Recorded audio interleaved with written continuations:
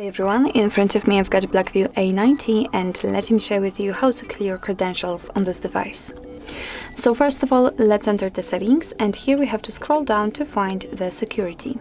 Now let's scroll down to the very bottom almost, and in this personal security section we've got encryption and credentials. Now let's tap on clear credentials option and confirm it with OK. And as you can see right here, we've got the information that the credential storage has been erased successfully, and be aware that if you've got any kind of screen lock currently set, then your device will ask you to enter it in order to confirm the whole step. So actually this is it. This is how to remove certificates in your Blackview A90.